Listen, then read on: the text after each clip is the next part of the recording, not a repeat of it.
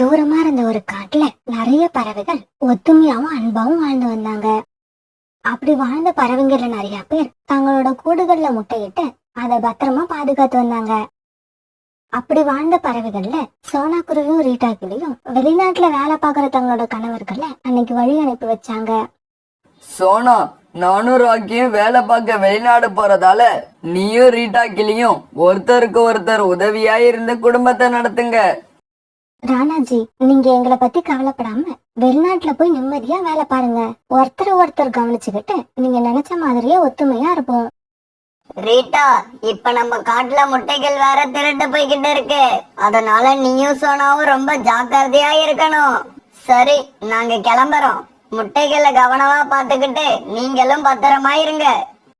இப்படி சொல்லிட்டு பிறகு ராணாவும் ராக்கியும் வெளிநாட்டை நோக்கி பறந்து போனாங்க.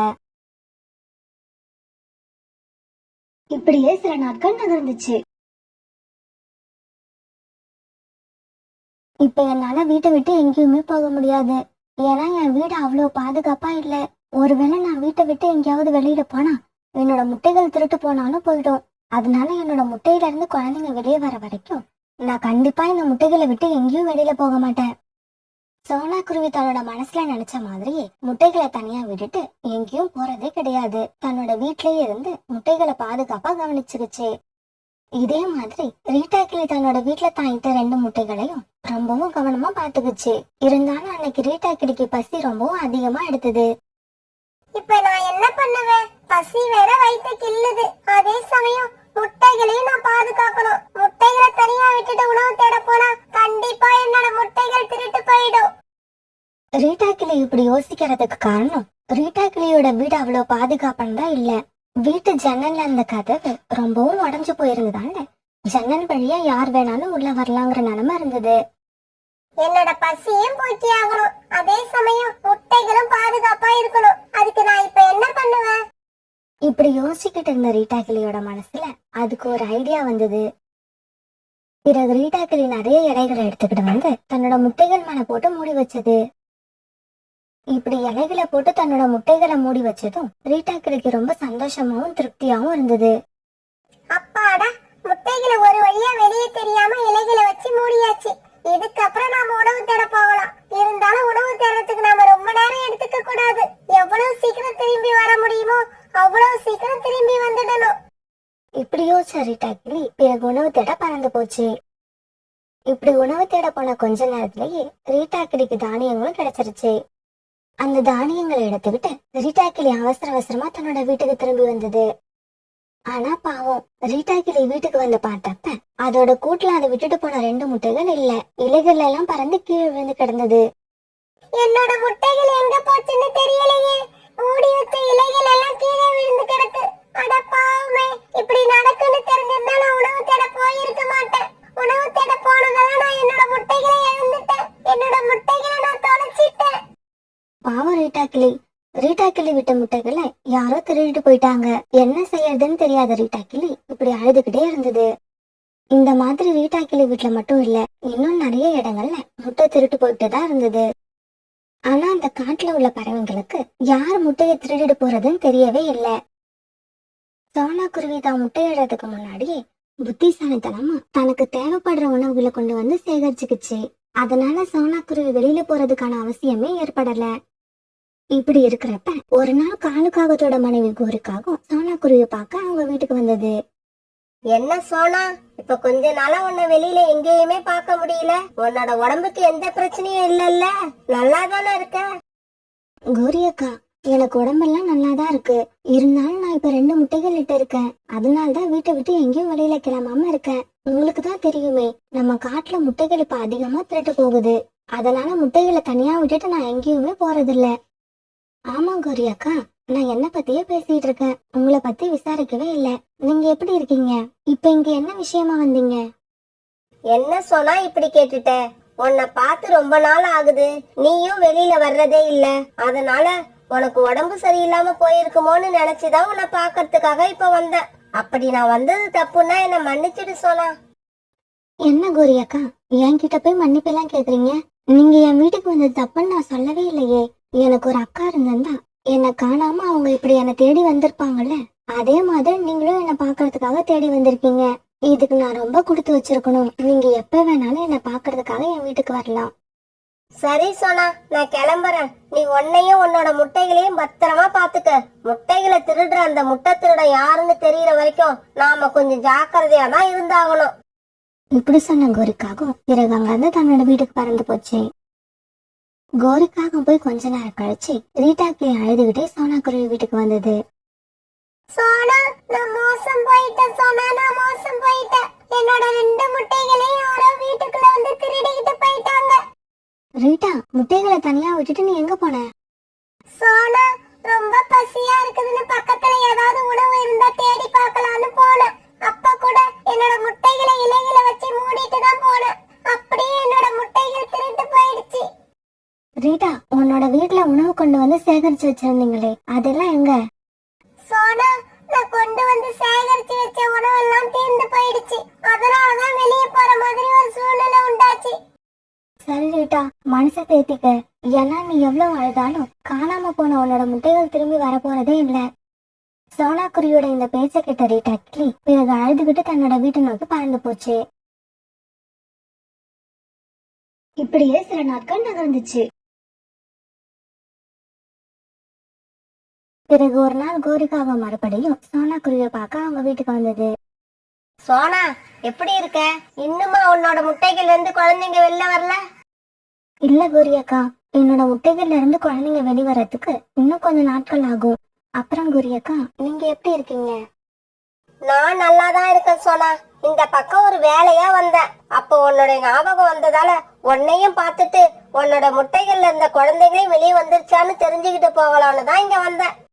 கோரி அக்கா, என் மேல இவ்வளவு அன்பு வச்சிருக்கிறதுக்கு ரொம்பவும் நன்றி. என்னோட குழந்தைங்க வெளிவந்த உடனே நானே உங்க வீட்டுக்கு வந்து உங்ககிட்ட அந்த சந்தோஷமான செய்தியை சொல்லுவேன். சோனா குருவி இப்படி சொன்னதுக்கு அப்புறம் கோரிக்காக சோனா குருவி வீட்டுல இருந்து தன்னோட வீட்டை நோக்கி பறந்து போச்சு. காலுஜி, நான் எப்ப சோனா குருவி வீட்டுக்கு போனாலும் சோனா குருவி வீட்டுல தான் இருக்கு. வெளியில எங்கேயும் போக மாட்டேங்குது. அதோட 2 முட்டைகளையும் பாக்குறப்ப என்னோட வாய் எப்படி தெரியுமா ஊறுது. இருந்தாலும் நான் ரொம்ப கண்ட்ரோல் பண்ணிக்கிட்டு திரும்பி வந்துடுறேன். அந்த முட்டைகளை நான் சாப்பிடறதுக்கு ஏதாவது ஐடியா சொல்லுங்க காலுஜி. இன்னும் நாம லேட் பண்ணிக்கிட்டே இருந்தோம்னா அந்த முட்டைகள் இருந்து குழந்தைங்களே வெளியில வந்துடும். என்ன கோரி, தினமும் உனக்காக எத்தனையோ முட்டைகளை திருடி கொண்டு வர்றானா? சோனா குருவியோட முட்டைகளை திருடி கொண்டு வர மாட்டானா? இங்க பார், நான் சொல்றபடி செய். உனக்கு அந்த சோனா குருவியோட முட்டைகளை இன்னைக்கே கொண்டு வரேன். இப்படி சொன்ன காலுக்காக பிறகு கோரிக்காக காதுல போய் ஏதோ சொல்லுச்சு. இவ்வளவுதானா விஷயம்? காலுஜி, இதோ நான் இப்பவே கிளம்பிட்டேன் சோனா குருவி வீட்டுக்கு. இப்படி சொன்ன கோரிக்காக பிறகு சோனா குருவி வீட்டுக்கு போய் அழ ஆரம்பிச்சது.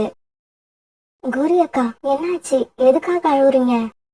சோனா, காலுஜி இப்பெல்லாம் என்கிட்ட தினம் தினம் ஏதாவது சண்டை வளர்த்து என்னை போட்டு அடி அடின்னு அடிக்கிறாரு.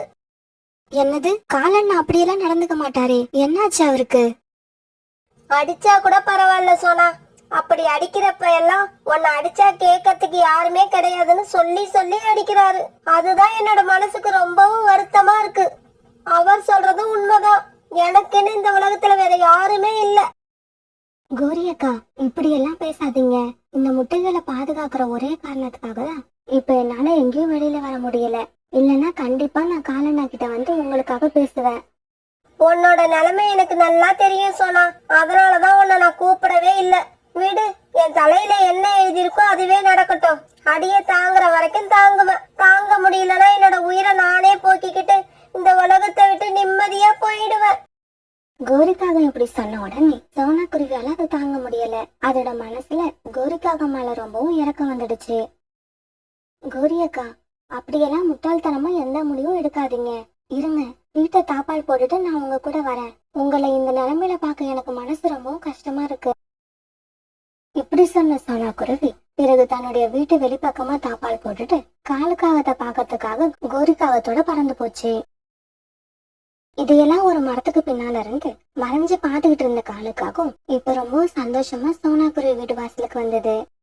இப்படி வந்த காலுக்காகவும் கதவை திறந்துகிட்டு உள்ள போலான்னு நினைக்கிறப்ப ரீட்டா கிளி அங்க வந்துருச்சு. என்ன காலு, சோனா குருவி வீட்டு கதவுக்கிட்ட நீ என்ன பண்ற? ரீட்டா கிளி அந்த சமயத்துல வந்ததை பார்த்த காலுக்காகத்துக்கு எதுவுமே புரியல. இல்ல ரீட்டா, வந்து வீட்டுக்குள்ள இருந்து யாரோ என்ன கூப்பிட்ட மாதிரி சத்தம் கேட்டுச்சு. அதனாலதான் கதவை திறந்து வீட்டுக்குள்ள போலாம்னு பார்த்தேன். என்னது, வீட்டுக்குள்ள இருந்து யாரோ கூப்பிட்டாங்களா? இதோ ஒரு நிமிஷம் இரு, நான் சோனா குருவி கிட்ட கேட்டுட்டு சொல்றேன். இப்படி சொல்லிட்டு கதவை திறந்து ரீட்டா கிளி வீட்டுக்குள்ள யாருமே இல்லைங்கிறது தெரிஞ்சுக்கிச்சு. என்ன இது, வீட்டுக்குள்ள யாருமே இல்ல, சோனா குருவியோட முட்டைகள் மட்டும் தனியா இருக்கு. சோனா குருவி இந்த மாதிரி முட்டைகளை தனியா விட்டுட்டு எங்கேயும் போகாதே. இப்படி யோசிச்ச ரீட்டா கிளி பிறகு காலுக்காகத்தை பார்த்து இப்படி சொல்லுச்சு. காலு, வீட்டுக்குள்ள சோனா குருவி இல்ல, அதோட முட்டைகள் மட்டும் தான் இருக்கு.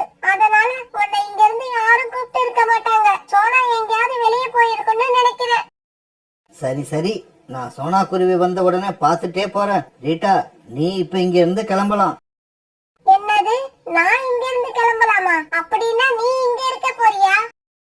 இல்ல இல்ல, சோனா குருவி வர்ற வரைக்கும் அதோட முட்டைகளுக்கு பாதுகாப்பா இருக்கலாம்னு நினைச்சேன். சோனா குருவியோட முட்டைகளை நான் பாத்துக்கிறேன், அத பத்தி உனக்கு கவலை வேண்டாம். நீ இப்ப இங்க இருந்து தாராளமா கிளம்பலாம். என்னது, சோனா குருவியோட முட்டைகளை நீ பாதுகாக்க போறியா? உன்னோட முட்டைகளையே உன்னால பத்திரமா பாத்துக்க முடியல, இதுல சோனா குருவியோட முட்டையை நீ பாதுகாக்க போறியா? ஆமா, என்னோட முட்டைகள் திருட்டு போனது உனக்கு எப்படி தெரியும்? இந்த விஷயம் எனக்கும் சோனாவுக்கு மட்டும் தான் தெரியும். வேற யாருக்கும் நாங்க இது சொல்லவே இல்ல. ரீட்டா, அதெல்லாம் எனக்கு தெரியாது. என் மனைவி கோரி சொல்லிதான் உன்னோட முட்டைகள் திருட்டு போனதே எனக்கு தெரியும். சரி சரி, எனக்கு ரொம்ப வேலை இருக்கு, நான் கிளம்புறேன்.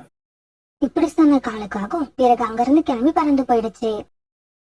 கோரியக்கா, காலண்ணனை பார்த்து சொல்லிட்டு உடனே கிளம்பலான்னு தான் நான் வந்தேன். ஆனா இவ்வளவு நேரம் நான் காத்திருந்தும் காலண்ணனை காணோம். அதனால நான் இப்பவே வீட்டுக்கு கிளம்புறேன். சோனா, இவ்வளவு நேரம் காத்திருந்த நீ இன்னும் கொஞ்ச நேரம் காத்துரு. காலேஜ் எப்படி இருந்தாலும் இன்னும் கொஞ்ச நேரத்துல வீட்டுக்கு திரும்பி வந்துருவாரு. இல்ல கோரியக்கா, என்னால முடியாது. இன்னொரு நாள் நான் வந்து காலண்ணாவை பாத்துக்கிறேன். என்னோட முட்டைகள் வேற இப்ப அங்க தனியா இருக்கு.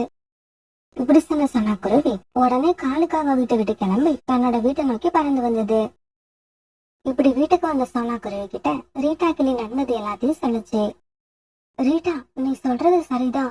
ஏன்னா உன்னோட முட்டைகள் திருட்டு போன விஷயத்த நான் வேற யார்கிட்டயும் சொல்லவே இல்லை. அதுலயும் முக்கியமா கோரியக்கா கிட்ட நான் சொல்லவே இல்லை.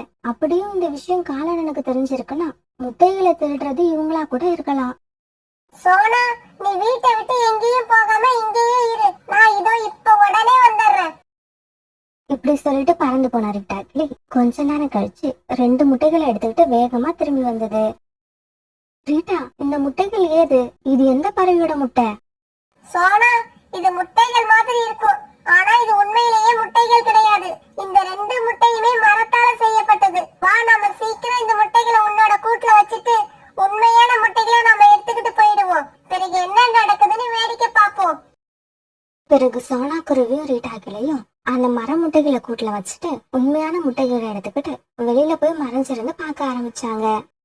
பிறகு கொஞ்ச நேரத்துல எல்லாம் காலுக்காக அந்த பக்கமா வந்தது. இப்படி வந்த காலுக்காக்கும் கதவு திறந்திருக்கத பார்த்ததும் சோனா குருவியோட வீட்டுக்குள்ள போச்சு. என்ன இது, வீட்டுக்குள்ள யாரையுமே காணோம். நம்ம கிட்ட முட்டைகளை பாதுகாக்க போறேன்னு வசனம் பேசின ரீட்டா கிளியும் இங்க இல்ல. எது எப்படியோ, நமக்கு இதுதான் அருமையான சந்தர்ப்பம். முட்டைய தூக்கிக்கிட்டு நாம சீக்கிரமா வீட்டுக்கு பறந்து போயிடுவோம். காலுக்காக இப்படி நினைச்சுக்கிட்டு இருக்கும்போது கோரிக்காகமும் அங்க வந்துருச்சு. காலுச்சி, உங்களுக்கு சுத்தமா அறிவே இல்ல. நான் எவ்வளவு கஷ்டப்பட்டு சோனா குருவியை இங்க இருந்து வெளியில அழைச்சிக்கிட்டு போனா, நீங்க அந்த சமயத்துல என்ன பண்ணிக்கிட்டு இருந்தீங்க? கோரி, இந்த விஷயத்துல நீ என்ன திட்டவே கூடாது. ஏன்னா இந்த முட்டைகளை குடிக்கிறதுக்கு உனக்குள்ள ஆர்வத்தை விட இந்த முட்டைகளை திருடி கொண்டு வந்து உனக்கு கொடுக்கறதுல எனக்கு அதிகமா ஆர்வம் இருக்கு. பிறகு காலுக்காகவும் ரீட்டா கிளி வந்த விஷயத்தையெல்லாம் கோரிக்காகத்துக்கிட்ட எடுத்து சொல்லுச்சு. சரி காலுஜி, வாங்க, இப்ப யாரும் இல்ல. நாம 2 பேரும் ஆளுக்கு ஒரு முட்டைய வச்சுட்டு சீக்கிரமா இடத்த காலி பண்ணுவோம்.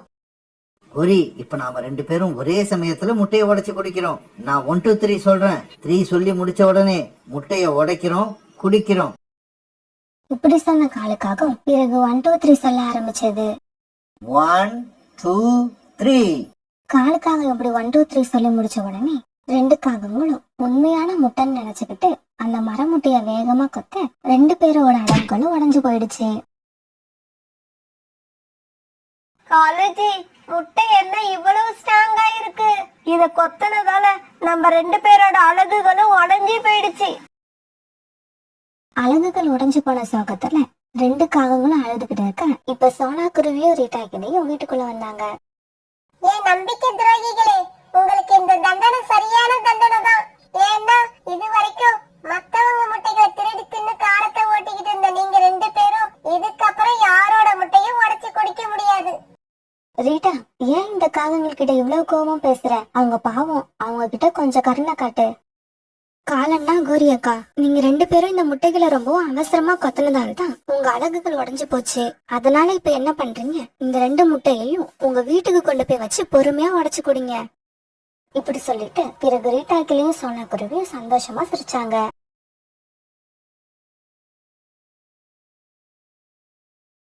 சோனா குருவி தன்னோட பையன் குக்குவோட தான் வீட்டுல உட்கார்ந்து இருந்தது. அம்மா அம்மா, இன்னைக்கு நான் ஸ்கூலுக்கு போக மாட்டேன், வீட்ல தான் இருப்பேன். குக்கு, என்ன பேச்சு இது? நீ நல்லா படிச்சு நல்ல பறவையா, உண்மையான பறவையா, நிறைய அறிவுள்ள பறவையா வருவேன்னு அம்மா கனவு கண்டுகிட்டு இருக்க. அதனாலதான் நான் ராத்திரி பகலா வேலை செஞ்சு உன்னை நான் படிக்க வைக்கிறேன். ஆனா நீ ஸ்கூலுக்கு போக மாட்டேன்னு சொல்ற. இத கேட்டு அம்மாவோட மனசு எவ்வளவு கஷ்டப்படுது தெரியுமா? அம்மா, நான் இப்படி சொல்றேன்னு தப்பா நினைக்காதீங்க. என்னோட ஸ்கூல் பேக், நான் போடுற ஷூ எல்லாமே கிழிஞ்சிருக்கு. இத பாக்குற மத்த பறவைகள் எல்லாம் என்ன ரொம்ப கிண்டல் பண்றாங்க. இத கூட பொறுத்துப்பம்மா. அப்புறம் உங்க அம்மா வீட்டு வேலை செய்யறவங்க தானன்னு நீங்க வீட்டு வேலை செய்யறத கூட கேவலமா பேசி என்ன அழ வைக்கிறாங்கம்மா. இதனாலதாம்மா நான் ஸ்கூலுக்கு போக மாட்டேன்னு சொல்றேன். குக்கு, இதுல வருத்தப்படுறதுக்கு ஒண்ணுமே இல்ல. அவங்க உண்மையதான் சொல்றாங்க. அம்மா வீட்டு வேலை தான் பாக்குறேன், ஆனா அப்படி வேலை பாக்குறது அசிங்கம்னு அவங்க நினைக்கிறாங்க. அது தப்புன்னு காலம் அவங்களுக்கு புரிய வைக்கும். பொய் சொல்றது, திருடுறது, அடுத்தவங்களை ஏமாத்துறது, இதையெல்லாம் பழக்கமா வச்சிருக்கவங்க தான் அசிங்கப்படணும். குக்கு, சரி சரி, நீ பத்திரமா வீட்டுல இரு. அம்மாவுக்கு ரொம்ப தாகமா இருக்கு, நதி வரைக்கும் போய் கொஞ்சம் தண்ணீர் குடிச்சிட்டு வந்துடுற. இப்படி சொன்ன சோனா குருவி தண்ணி குடிக்க நதி பக்கம் போச்சு. இப்படி நதி பக்கம் போன சோனா குருவி தாகம் தீர தண்ணிய குடிச்சது. பிறகு ஒரு பெரிய மரத்துக்கு அடியில உட்காந்து தான் கணவரோட வாழ்ந்த சந்தோஷமான காலங்களை நினைச்சு பார்த்தது. குக்குவோட அப்பா, நீங்க என் கூட இருந்தப்ப எவ்வளவு சந்தோஷமா வாழ்க்கை இருந்தது. என்ன நீங்க ராணி மாதிரி வச்சிருந்தீங்க, குக்குவை இளவரச மாதிரி வளர்த்தீங்க.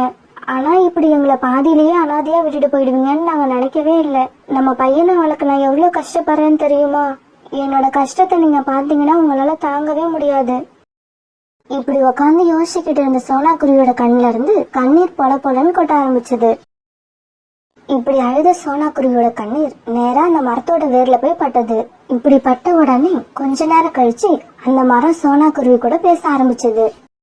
ஏய் சின்ன குருவி, நீ இது வரைக்கும் ஏதாவது பொய் சொல்லிருக்கியா? இல்ல, நான் இது வரைக்கும் பொய் சொன்னதில்ல. யாராவது கெட்டு போகணும்னு நினைச்சிருக்கியா? அப்படி நான் யாரும் கெட்டு போகணும்னு நினைச்சதே இல்ல. என்னைக்காவது பேராசைப்பட்டு இருக்கியா? இல்ல, பேராசைப்பட்டதே கிடையாது. அப்படின்னா உடனே நீ இந்த காட்டோட கடைசியில இருக்க ஒரு பெரிய மரத்துக்கிட்ட போ. அந்த மரத்துல ஒரு பொந்து கூட இருக்கும். அப்படி நீ அந்த மரத்தை கண்டுபிடிச்சு போயிட்டீன்னா உன்னோட வறுமை எல்லாம் தீந்துரும். ஏன்னா அது ஒரு மந்திர மரம்.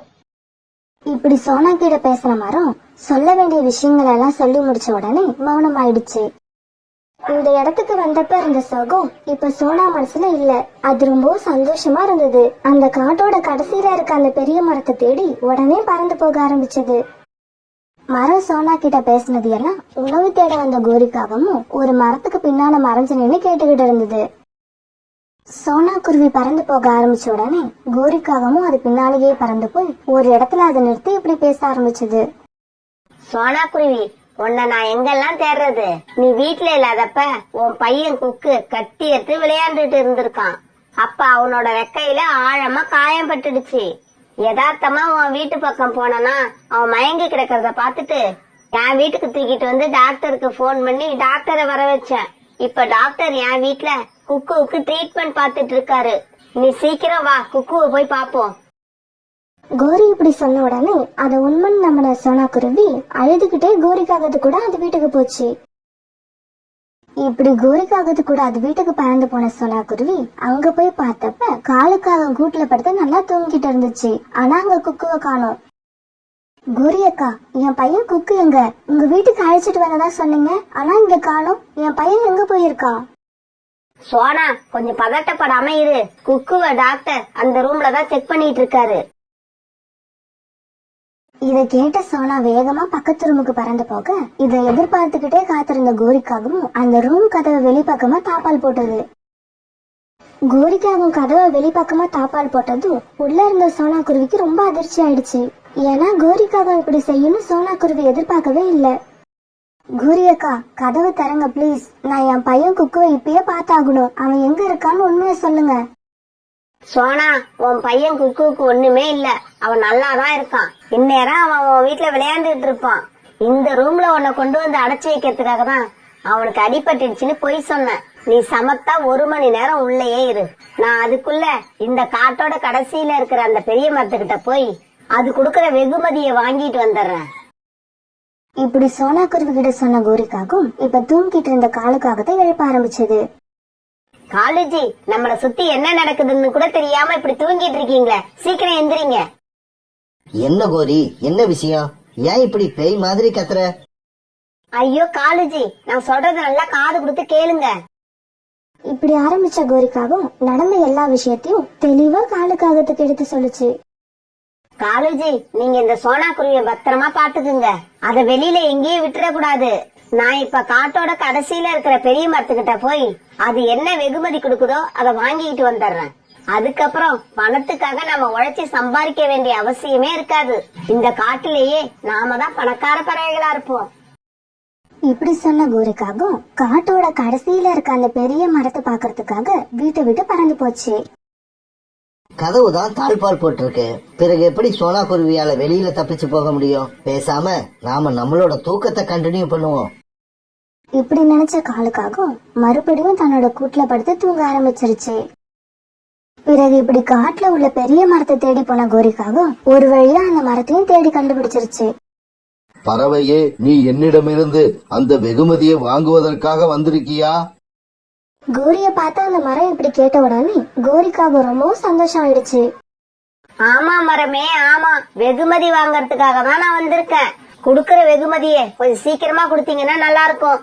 அந்த வெகுமதி என்னன்னு தெரிஞ்சுக்க நான் ரொம்ப ஆவலா இருக்கேன். நீ வாழ்க்கையில இதுவரைக்கும் ஏதாவது பொய் சொல்லி இருக்கியா? என்ன இந்த மரம் நம்மள பார்த்து எப்படி கேக்குது? நாம இது வரைக்கும் வாழ்க்கையில சொன்னது எல்லாமே பொய் தான். நாம இந்த உண்மையை சொன்னா இந்த மரம் நமக்கு வெகுமதியை கொடுக்காதுன்னு நினைக்கிறேன். அதனால பொய்யோட பொய்யா இது வரைக்கும் நாம பொய்யே சொன்னதில்லைன்னு இன்னொரு பொய்யையும் சொல்லிடுவோம். வெகுமதியை தன்னுள் வைத்திருக்கும் பெரிய மரமே, நான் இது வரைக்கும் வாழ்க்கையில பொய்யே சொன்னதில்ல. நீ வாழ்க்கையில இதுவரைக்கும் யாருக்காவது கெடுதல் நினைச்சிருக்கியா? எனக்கு நினைப்புன்னு ஒண்ணு வந்தாலே அது அடுத்தவங்களை கெடுக்கிறதுக்குன்னு தான் இருக்கும். இத போய் இந்த மரத்துக்கிட்ட எப்படி சொல்றது? யாருக்கும் கெடுதல் நினைச்சதே இல்லைன்னு சொல்லிடுவோம். வெகுமதியை தன்னுள் வைத்திருக்கும் பெரிய மரமே, நான் இது வரைக்கும் யாருக்கும் கெடுதல் நினைச்சதே இல்ல. அப்புறம் இப்படி கேள்வி மேல கேள்வியா கேட்டுக்கிட்டு இருக்காம சீக்கிரமா அந்த வெகுமதியை கொடுத்தீங்கன்னா வாங்கிக்கிட்டு சந்தோஷமா பறந்து போவேன். பறவையே பொறு, இன்னும் ஒரே ஒரு கேள்வி பாக்கி இருக்கிறது. நீ வாழ்க்கையில எப்பவாவது எதற்காவது பேராசைப்பட்டு இருக்கியா? என்னடா கேள்வி இது? இப்ப கூட வெகுமதிக்கு பேராசைப்பட்டுதான் சோனா குருவி வீட்டுல போட்டு அடைச்சிட்டு வந்திருக்கேன். இதையெல்லாம இந்த மரத்துக்கிட்ட சொல்லிக்கிட்டு இருக்க முடியும்? இப்படி நினைச்ச கோரி தான் பேராசைப்படவே இல்லைன்னு சொல்ல முடிவு பண்ணுச்சு. வெகுமதியை தன்னுள் வைத்திருக்கும் பெரிய மரமே, நான் இது வரைக்கும் எதுக்காகவும் எப்பவும் பேராசைப்பட்டதே கிடையாது. கேள்வி முடிஞ்சிடுச்சுன்னு நினைக்கிறேன். வெகுமதியை இப்ப உடனே கொடுத்துருவீங்கல்ல? பொய் சொல்லாம மத்தவங்களுக்கு கெடுதல் நினைக்காம எந்த பொருள் மீதும் பேராசைப்படாம உள்ளவங்களுக்கு மட்டும்தான் இந்த நெக்லஸ் அடைய உரிமை இருக்கு. நீ அப்படி இருக்கிறதால இந்த நெக்லஸ நான் உனக்கே கொடுக்கறேன். மரம் இப்படி சொல்லி முடிச்சதும் மரத்தோட பொந்துல இருந்து ஒரு தங்க நெக்லஸ் வெளியில வந்தது. பறவையே, இந்த நெக்லஸ கழுத்துல அணிஞ்சுகிட்டவங்களுக்கு வாழ்க்கையில எல்லா அதிர்ஷ்டமும் வரும், எல்லா வளமும் வந்து சேரும். அவங்க கிட்ட எந்த செல்வத்துக்கும் குறையே இருக்காது. மரம் இப்படி சொன்னதும் கோரி அந்த நெக்லஸ் எடுத்து அவசர அவசரமா தன் கழுத்துல போட்டுக்கிச்சு. இப்படி அந்த நெக்லஸ் அவசர அவசரமா தன்னோட கழுத்துல போட்டுக்கிட்ட அடுத்த நிமிஷமே கோரிக்காக ஒரு கல் சிலையா மாறிடுச்சு. ஓஹோ, இந்த காகம் சொன்னதெல்லாம் பொய் போல இருக்கு. பாவம் இந்த காகம் பொய் சொல்லி இந்த நெக்லஸ வாங்கி கழுத்துல அணிஞ்சுக்கிட்டாங்கன்னா அவங்க கற்சிலையா மாறிடுவாங்கன்னு இந்த காகத்துக்கு தெரியாது போல இருக்கு. இந்த நெக்லஸ் உண்மைய பேசுற, மத்தவங்களுக்கு கெடுதல் நினைக்காத, பேராசப்படாத பறவைக்காக உண்டாக்கப்பட்டது. இதே சமயம் மோட்டு பறவை தான் வீட்டுல செஞ்ச பாயாசத்தை ஒரு கிண்ணத்துல எடுத்துக்கிட்டு கோரிக்காக வீட்டுக்கு போச்சு. என்ன வீட்ல கோரிக்காகத்தை காணோம், காலுக்காக வேற இப்படி நல்லா படுத்து தூங்கிட்டு இருக்கு. நல்ல வேலை காலுக்காகம் தூங்கிக்கிட்டு இருக்கு, இல்லன்னா இதுவே எல்லா பாயாசத்தையும் காலி பண்ணிடும். இந்த மாதிரி மூட்டுக்குருவி யோசிச்சுக்கிட்டு இருக்கும்போது பக்கத்து ரூம்ல இருந்து சோனா குருவி கத்துனது அது காதுல விழுந்தது. யாராவது என்ன காப்பாத்துங்க, யாராவது எனக்கு உதவி பண்ணுங்க. இந்த குரல் எங்க இருந்து வருது? யார் உதவி கேக்குறது? மோட்டு, நான் தான் சோனா குருவி, பக்கத்து ரூம்ல அடைச்சு கிடக்குறேன், கதவை தயவு செஞ்சு சீக்கிரமா திறந்து விடு. பிறகு மோட்டு பறவை பக்கத்து ரூம் கதவை திறந்து விட சோனா குருவி வெளியில வந்துச்சு. சோனா, நீ எப்படி அந்த ரூம் உள்ள போன? உன்னை யாரு அங்க உள்ள வச்சு கதவை சாத்தினது? மோட்டு, என்ன கோரிக்காக தான் அந்த ரூம்ல வச்சு கதவை போட்டுனது. என்னது கோரிக்காகமா? கோரிக்காக உன்னை எதுக்காக வச்சு பூட்டணும்? மோட்டு, நான் எல்லா விஷயத்தையும் உனக்கு அப்புறம் சொல்றேன், இப்ப வா, நம்ம ஒரு இடத்துக்கு முக்கியமா போய் ஆகணும். இப்படி சொன்ன சோனா குருவி மூட்டு பறவை அழைச்சுக்கிட்டு அந்த காண்டோட கடைசியில இருக்க பெரிய மரத்தை தேடி போச்சு. தண்ணி குடிக்க போன அம்மாவை இன்னும் காணோம். நான் காலையில அம்மாவோட மனச ரொம்ப காயப்படுத்திட்டேன். அதனாலதான் அவங்க என் மேல கோபமா இன்னும் வீட்டுக்கு வராம ஆத்தங்கரையிலேயே உட்கார்ந்து இருக்காங்கன்னு நினைக்கிறேன். நான் இனிமே எங்க அம்மாவோட மனசை இப்படி காயப்படுத்தவே மாட்டேன். நதியில நீர் குடிக்க போன அம்மா இன்னும் வரலன்னு உடனே குக்கு தான் மனசுல தோன்றபடியெல்லாம் கற்பனை பண்ணிக்கிட்டு அழுதுகிட்டே வீட்டுல உட்கார்ந்து இருந்தான். இப்படி போன மூட்டு பறவையும் சோனா குருவியும் கொஞ்ச நேரத்துக்கு அப்புறம் அந்த பெரிய மரத்துக்கிட்ட போய் சேர்ந்தாங்க. கோரி அக்கா, நீங்க செஞ்சதை என்னால மன்னிக்கவே முடியாது. நீங்க அப்படி ஒரு துரோகத்தை செஞ்சிருக்கீங்க. சோனா குருவி இப்படி சொன்னதுக்கு கோரிக்காகத்துக்கிட்ட இருந்து எந்த விதமான பதிலுமே இல்ல. ஏன்னா கோரிக்காகம் கல்லா மாறி இருந்ததால அதனால எந்த பதிலுமே சொல்ல முடியல. பிறகு அந்த மரம் இப்படி சோனா குருவியை பார்த்து பேச ஆரம்பிச்சிச்சு. குருவி, நீ என்கிட்ட இருந்து அந்த வெகுமதியை வாங்கறதுக்காக வந்திருக்கியா? ஆமா மரண்ணா, நான் ரொம்ப ஏழை, அதுவும் இப்ப ரொம்ப கஷ்டத்துல இருக்கேன். அதனாலதான் காட்டுல உள்ள அந்த மரம் என்னை உங்ககிட்ட அனுப்பி வச்சது. குருவி, நீ எப்பவாவது பொய் சொல்லி இருக்கியா? இல்ல மரண்ணா, நான் இது வரைக்கும் பொய்யே சொன்னதில்ல. எப்பவும் உண்மையதான் பேசுவேன். நீ எப்பவாவது யாருக்காவது கெடுதல் நினைச்சிருக்கியா? இல்ல மரண்ணா, நான் யாருக்கும் கெடுதல்னு நினைச்சதே இல்ல. எனக்கு கெடுதல் நினைச்சவங்களுக்கு கூட நான் நல்லதுதான் நினைப்பேன். நீ வாழ்க்கையில எப்பவாவது எதுக்காவது பேராசப்பட்டிருக்கியா? இல்ல, நான் எப்பவும் எதுக்காகவும் பேராசப்பட்டதில்ல.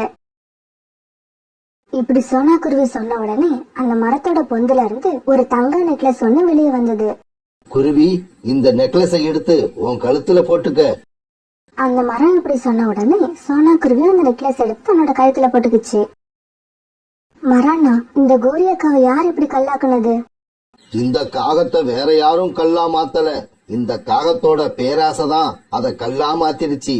இந்த காகமும் என்கிட்ட இந்த வெகுமதியை வாங்கதான் வந்துச்சு. ஆனா இந்த நெக்லஸ் பொய் சொல்றவங்களும் பேராசை பிடிச்சவங்களும் தங்களோட கழுத்துல போட்டா அவங்க கல்லா மாறிடுவாங்க. இது தெரியாத இந்த காகம் பொய் சொல்லி என்கிட்ட இருந்து இந்த நெக்லஸ் வாங்கி கழுத்துல போட்டதால உடனே கல்லா மாறிடுச்சு. மராண்ணா, இந்த காகம் செஞ்சது தவறுதான், எனக்கும் தெரியுது. இருந்தாலும் நீங்க அந்த காகத்து மேல கொஞ்சம் கருணை காட்டுங்க. இந்த காகத்துக்கு பழையபடி உயிர் கொடுங்க. குருவி, இந்த காகம் உனக்கு கெடுதல் செய்யதான் இங்க வந்துச்சுன்னு எனக்கு நல்லா தெரியும். இருந்தாலும் நீ அதுக்கு உயிர் உண்டாக்க சொல்ற பாரு, அதுதான் உன்னோட நல்ல மனசு. உனக்கும் உன் பையனுக்கும் எந்த காலத்திலயும் எந்த குறையுமே இருக்காது. பிறகு அந்த மரம் கோரி காகத்துக்கு உயிர் உண்டாக்குச்சு. சோனா, இங்க நடந்தது எல்லாம் எனக்கு தெரியும். நீங்க பேசுனது எல்லாத்தையும் நான் கேட்டேன். ஆனா என்னால திரும்ப பதில் பேச முடியல, அவ்வளவுதான். சோனா, நான் இப்ப புரிஞ்சுக்கிட்டேன். பொய் பேசுறவங்களுக்கும் பேராசை பிடிச்சவங்களுக்கும் யாருமே உதவி செய்ய மாட்டாங்க. ஆனா நான் உனக்கு கெடுதல் செஞ்சோம், நீ எனக்கு உதவி செஞ்சு உயிர் உண்டாக்கிட்ட. அந்த மரத்துக்கிட்ட சொல்லி நான் செஞ்ச தப்ப மன்னிக்கவும் வச்சுட்ட. நீ செஞ்ச இந்த உதவிய நான் வாழ்நாள்ல எப்பவும் மறக்க மாட்டேன். கோரியக்கா, உன்னை நல்லா புரிஞ்சுக்கோங்க. நேர்மைக்கு எப்பவுமே வெற்றி தான் கிடைக்கும், பொய்மைக்கு எப்பவுமே தோல்விதான் கிடைக்கும். பிறகு சோனா குருவி அந்த தங்க நெக்லஸ போட்டுக்கிட்டு ரொம்ப ரொம்ப சந்தோஷமா தன்னோட குக்குவை பாக்கிறதுக்காக தான் வீட்டுக்கு பறந்து போச்சு.